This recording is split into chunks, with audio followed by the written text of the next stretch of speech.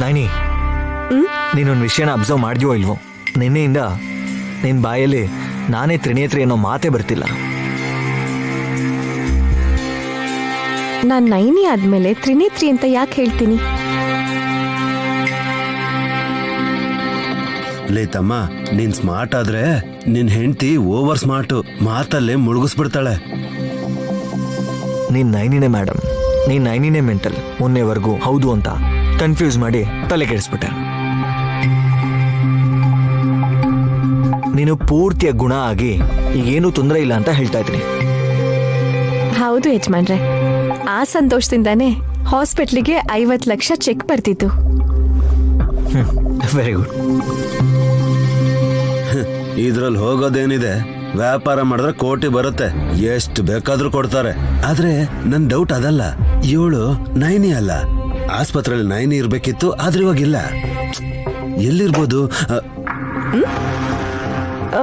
ಏನೋ ಸೌಂಡ್ ಆಯ್ತು, ಕೇಳಿಸ್ತಾ?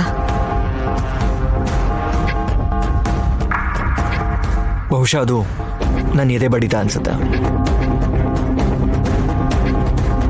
ತುಂಬಾ ದಿನ ಆಗೋಯ್ತಲ್ವಾ ನನ್ನ ಹಾರ್ಟ್ ಬೀಟ್ನ ನಿನ್ನ ಹಾರ್ಟ್ ಕೇಳಿ. ಈಗಲಾದ್ರೂ ಕೇಳಿಸ್ಕೋತೀಯ?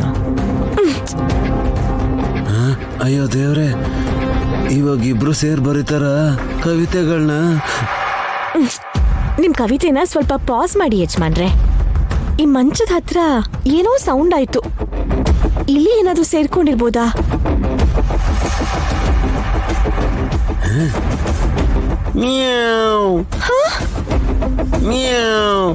ನೈನಿ, ಇಲಿ ಅಲ್ಲ, ಬೆಕ್ಕು. ಮೇವ್ ಅಂತಲ್ವಾ?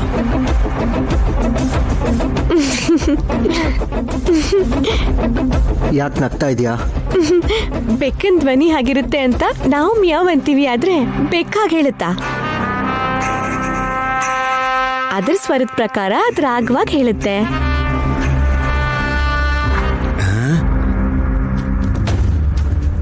ರಾಗ ಅಂತಿದ್ದಾಳಲ್ಲ, ಬೆಕ್ಕಲ್ಲ ಏನ್ ಸಂಗೀತ ಕಲ್ತಿರ್ತಾವ?